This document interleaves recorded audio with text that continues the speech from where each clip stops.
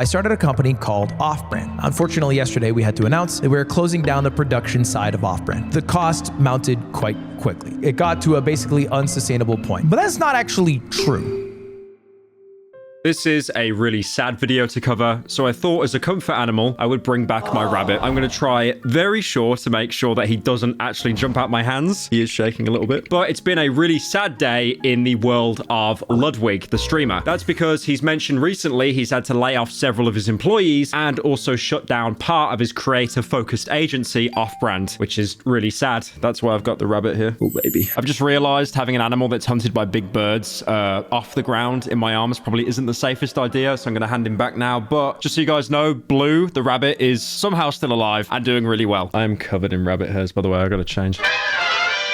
So it has been a weird time for streamers at the minute. A good example is with Ludwig. His YouTube contract actually recently expired. Now, Ludwig is someone that I personally have never interacted with before. I've watched some of his content. I think his streams are entertaining. I'll be honest, I can only think of a few memorable interactions that we've had. A good example is when he reacted to my video years and years ago, talking about me leaving Twitch because someone at Twitch didn't like me very much and basically denied me getting partner. And he basically summarized that, yeah, someone probably hates you on the website. They said that I didn't disclose that my partner application had been denied because it wasn't denied. I was still waiting indefinitely for any kind of reply from Twitch. If you get denied partner, you are allowed to reapply. That is in your clause. I actually just think someone at Twitch hates him. I think there's one MFer at Twitch who fucking hates Pyrocynical. And there was another instance as well, and this one kills me. Ludwig was reacting to YouTubers or creators that were cancelled, like a compilation of videos or like apology videos that didn't go down well. And in that stream, he reacted to the My Response video that I made back in 2020. And the thing is about it as well, he was that disgusted by just the entire concept of the video. He clicked off the video, didn't even finish watching it. You know what? I think I'm good on this one, fellas.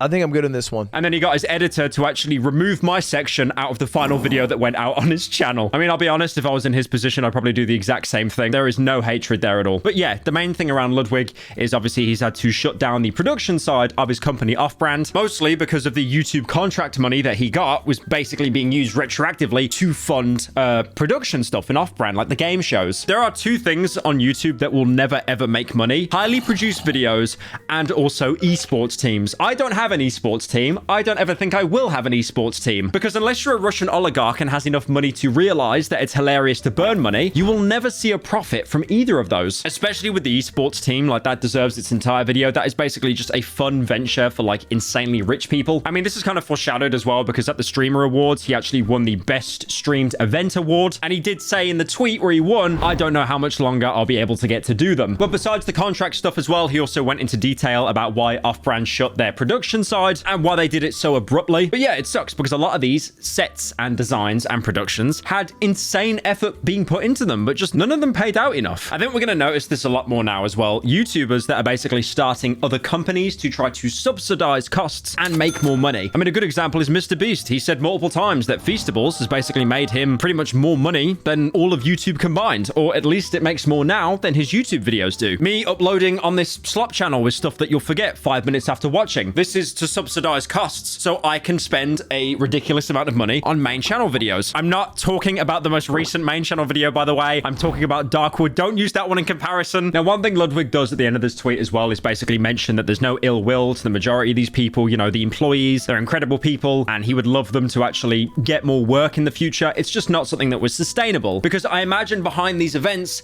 if he wasn't getting insane multi-million-dollar sponsors, there was no return. It was a complete profit loss. So Ludwig, talking about this in more detail, he released a mogul mail, which is like basically his equivalent of a slop channel, but he one-take Andy's the entire thing. But then he also did a stream as well, going over the video in more detail. And that's when you really learn the specifics of why this company shut down so quickly. If you don't know what Offbrand is, it was a company that was launched 2 years ago. And this is basically a production company that helped creators produce bigger and better events. I mean, one of the first things that was actually produced from Offbrand was Mogul Money Live. And apparently that cost him around $150,000, which should set a precedent, by the way, because I'm assuming the costs of these streaming events would only go up over time. And I know there will be some people coping in the chat like, oh, Ludwig's so rich though. He's got the YouTube contract money. He probably clears like a couple mil a month. And I do want to say no one is doubting if Ludwig is well off, especially the fact that he did leak his YouTube earnings during a stream. And then maybe I can get away with that. Oh my God, what the fuck just happened? Good month, huh? Good month. But despite all of that, it is still an insane amount of money to pay for a singular event. And the set and everything would basically be taken down afterwards. So obviously then Ludwig and his people had the idea, why not expand this production company to help other creators? And also involving other creators in the agency, like for example, Germa. If you don't know who Germa is, you're probably not a member of the LGBTQ plus community. I'm very sorry about that. Other creators like Stans and Atriok as well. I know I've already made a video on Atriok in the past. I actually made two, one about the whole AI deepfake porn situation, but then a follow-up video where he actually pretty much redeemed himself and he was able to, you know, pay a lawyer to scrub and remove a lot of these deepfake porn videos of other creators off of the internet. Offbrand as well also became a safety net to capture a lot of people that worked at another production company, BTS. Not the Korean BTS. I'm talking about Beyond the Summit. And BTS... I just keep thinking of like actual BTS. Beyond the Summit used to produce a ton of Smash and other various esports events throughout the years. Now they shut down in 2023 and they were operating for around 11 years, which is crazy.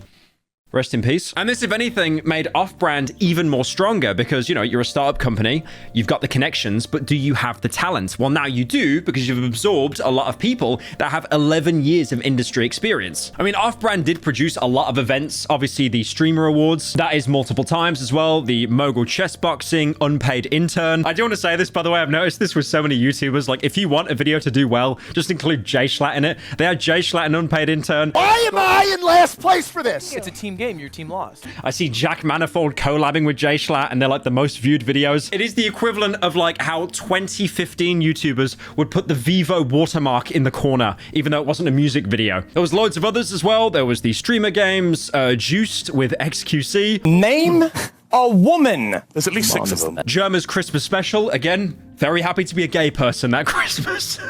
I do want to say there is no hate to Germa there at all. If anything, that's just a case of friendly fire on my own fan base as well. You also had Sea-Dog as well, had some charity auctions that were produced by Offbrand. Sea-Dog as well, very talented creator. He is voiced in multiple of my main channel videos. Came to me when we were walking through the tunnels. He's usually the person with the deep, gravelly voice like this. Also, Shufflemania as well with Dug, who's obviously always known for basically trolling his chat and getting Twitch chat involved in his content. It's basically one of the biggest pulls to his channel. And then there are other events as well, like the Ludwig x Tarek Invitational. And then on top of that as well, Offbrand expanded into having a gaming department. And then they also featured lead strategy from Pirate Software, or as I like to call him, Ferret Man, that streams way too long every single day. I think he's also a furry as well. But again, that would just be another case of friendly fire. If you work in technology, half of your coworkers are furries. You may not realize that, but furries own the entirety of the internet. Most tech people that I know, furries. Yes. You may be upset by this knowledge, but it is absolutely true. That's not a lie. Now, at the time of recording, they've only launched one game, that is Rivals of Aether 2, a fighting game, but it's had a really successful launch, especially because the fact that when games get launched by companies, usually smaller ones, they do tend to pretty much drop off and die within days. Now, looking at the Steam charts for Rivals of Aether 2, it has had a drop off, but that is pretty much to be said for any game in human history. But this drop off is incredibly slow, and it does actually still tend to go up from time to time. If anything, if this was like any other YouTuber releasing a game, or like any other company, 9 times out of 10, it would start off with a couple thousand players and then it'd be down to about 2 to 3 within a month. Another reason as well why Offbrand stood out is because it functioned basically as a worker cooperative, which basically means that the company is self-managed and self-regulated by its workers versus the traditional setup where you've got big scary CEO man and then maybe HR that tells big scary CEO man to get you fired because you only did 55 hours of work this week, not 58. Now, even though the production side of Offbrand has unfortunately shut down, he has said himself that he's actually not going to stop doing these, you know, big events. That doesn't mean I'm going to stop doing events because I still really like doing things like streamer games. Hinting that there could even be another streamer game happening in 2025. So still want to do things like streamer games. We'll still try to do that next year. And other events, we will do streamer games next year. And then on top of that as well, he still has this other company as well, Mogul Moves, and that's still going to work with contractors as well. Now, he does also say that no one was laid off in Offbrand Games, probably because of the success massive rivals of Aether 2, and he wants to basically expand that gaming sector. Off-brand games isn't going anywhere. Okay, Off-brand games is going amazing, honestly. It's just exclusively the production side of Offbrand that is shutting down. Now, one thing he does address in the Mogul Mail is talking about people basically believing that the entire reason why the production side of Offbrand failed is because of that co-op mentality, like I mentioned earlier, where the employees are basically the bosses. Is somehow connecting this to the structure of the company and it being a co-op. I mean, simply put, this is almost completely irrelevant to the structure of the business. The structure of the business, in fact, is also still in place, right? Off-brand games is still a co-op, and it would only ever change if all the employees wanted to change that. And he quickly clears that up by basically saying, well, the gaming side of Offbrand that we didn't shut down that's doing well, that's also based off a co-op. So no, that theory is entirely wrong. And a lot of people were wondering what was happening to Germa afterwards as well, because Germa was obviously heavily involved in the production side. He had like many memorable moments that were basically clipped all the time. What's going on? A week ago, I told you about the printer. I told you that there was something wrong with it. Okay. And you didn't do anything about it. Why not? You're the repairman. I have a lot of missed emails. Okay. And he mentions that Germa basically had to step away due to his own personal issues, and he's even in chat on the stream to basically confirm that. And Germa's talked a bit about this on his stream, but about 6 months ago, I think, maybe a little more, Germa stepped back from Off-brand productions to just deal with some stuff in his personal life. He was an irreplaceable part of Off-brand. Like, he adds a creativity that I think is one-on-one. I don't think I've ever seen it in another human. And then on top of that as well, the biggest elephant in the room, the YouTube contract ended. This was the contract that basically had Ludwig move from Twitch after the fame he got from the subathon to stream exclusively on YouTube. It's pretty much the same one. Yeah, it's just like a different color. And now that that contract has run out and they are not reviewing, because believe me, I don't think outside of maybe Kick or some other degenerate site, we're ever going to see a Twitch or a YouTube contract ever again, because it would just always lose the companies millions and millions of dollars with very little return. So I think they've kind of wised up and they've realized, yeah, we're not doing these contracts anymore. And without that contract money, there's no money to be funded into that production side of Offbrand that was usually always operating at a loss, even if it had loads and loads of sponsors backing it. And I think the situation with the Offbrand hemorrhaging money became so bad that it actually started to affect his main company, Mogul Moves, which basically helps produce his videos, edit his videos, merch, like his YouTube channel. And then when he talks on the stream, he's obviously going into more kind of like candid detail. It's more kind of informal. And he basically goes on to say, which is a very fair point, YouTubers don't really, or streamers in general, don't really make big production events anymore. I mean, we've had Kai Cenat just wrap up with Mafiathon 2, but for the most part, big events are just not a thing in the streaming scene. Almost all big events, I think, come from non-English speaking streamers. There's some one-offs too. There's some one-offs. Kai, of course, yeah. But the examples are very few and far between. When I'm talking about that, I mean mostly in English-speaking countries, because as Ludwig says on stream as well, apparently there are Spanish people that are just doing some crazy stuff. Like, I think the French streamers are doing some crazy shit. I think the Spanish-speaking streamers do some crazy shit. I've seen the Portuguese-speaking streamers do some crazy shit. Like, the English-speaking streamers, I don't think really do a lot of events. It is always such a huge culture shock that I have to remind myself constantly that if you want to be more successful, learn Spanish. Spanish is everywhere. I mean, a good example is like, why do you think Quackity is like one of the only like surviving YouTubers that still gets millions of views? Because he's bilingual. Now, there were loads of streamers that had events, like for example, Pay Money Wubby, Point Crow, The Austin Show, but even them have had to kind of dial back their events over the years, and they've slowly stopped doing them, or at least doing them as frequently as what they did in the past. And then he also mentions as well, the one problem is when you're running and hosting an event, you kind of lose that aspect of interacting with chat, with communicating with people, with reading donations, because you can't really do that. You can't keep running over to your phone every 5 seconds and checking if someone said, "My name's Skibbity Riz," because you're too busy hosting this huge event with tens of thousands of viewers. And then he makes a comparison to basically him playing League of Legends with Sea-Dog, Connor, who I mentioned earlier, very, very good voice actor, and how chat was so much more receptive and so much more interactive there, as opposed to when he hosted an event, the world's greatest gamer. For example, I did 2 events in the past month. One is World's Greatest Gamer, where I got all the greatest gamers in the world. I flew them out. They drove out 20 people, put them up in hotels. It was a 2-day event, streamed it, and Void eventually won. It was sick. That peaked at about 30,000 viewers. It was a lot of fun to do. The other event I did was League Week. It was in this exact room. We had a pretty cool set. Me and Connor played League for 100 hours straight.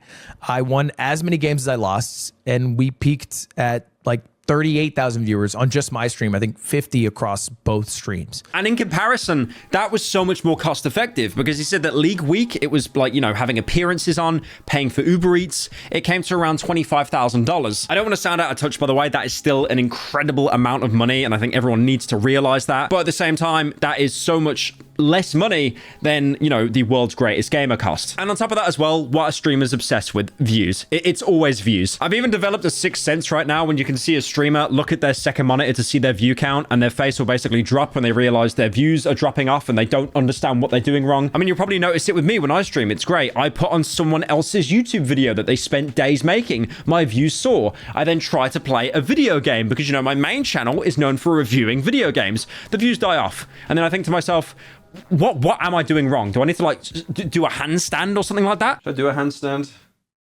this a good idea? I'm not doing a handstand. I'm not doing that. Forget that. I'm not doing a handstand, bro. Like, I'm going to risk my life, break my neck, and then the lighting isn't even going to show my death. Forget that. But the point is the League Week, where he was playing League of Legends, which is, again, pretty chill, that got more viewers over time. Now, it's a sad situation because there's a common meme running around Ludwig's community called Scamwig, where he's a scammer. He's scamming his fans. Like, for example, this YouTube video I found calling him Scamwig that has about 7 views. That certifies that it is a current trending meme. It's like how I'll play a video game, have a completely normal reaction, and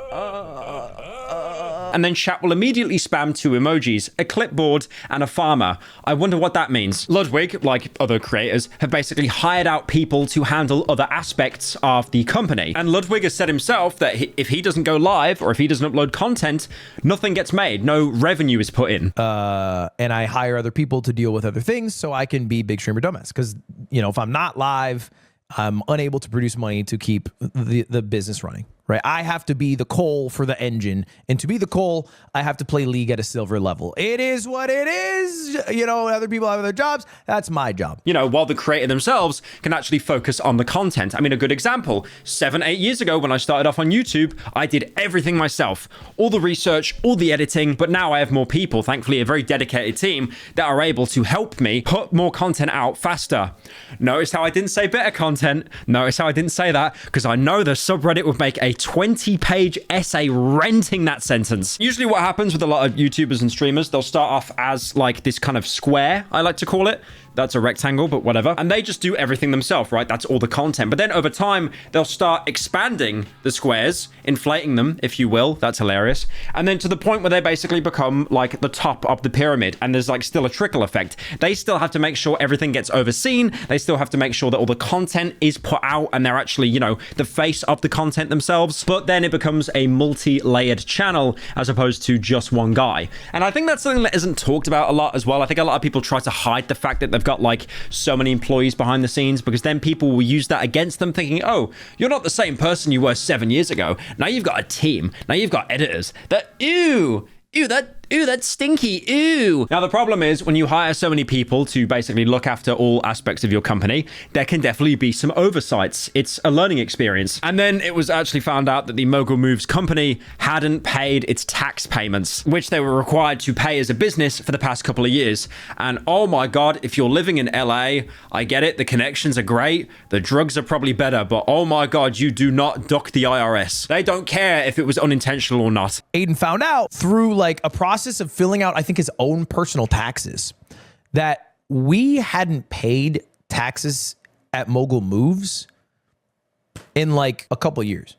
Like the taxes memes were real.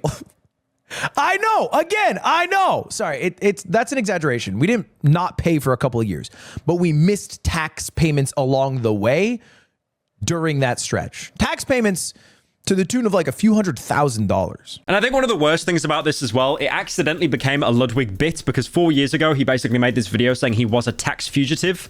So that aged really well or really poorly, depending on who you ask. And then he goes on to explain how Offbrand was funded, mostly through sponsorships, which, you know, I was always thinking that was the case as well because you need these huge sponsors to cover videos. Now, to any of you that have a YouTube channel and you're watching this video, or you're a streamer maybe, and you've had an email reach out to you about a sponsor, oh, could you talk about Raid Shadow Chungus and we'll pay you X amount of money? One thing you'll notice about sponsors is they never pay up front. They don't even pay a week later. Usually they will pay you the next quarter, 3 months later. They do this, first of all, for tax reasons, to go into the next tax year. And then also on top of that as well, they want to delay the payment as much as possible to make it enticing for you, just in case they go belly up and bankrupt, so then they don't have to pay you at all. I think the only company on earth that I can possibly think of that actually paid up front because they're moronic is that, okay, you know the Game Awards, you know that game Catly that just looked like AI slop? I remember Pokimane and Ninja both doing tweets about it saying, oh my god, the game's so cool,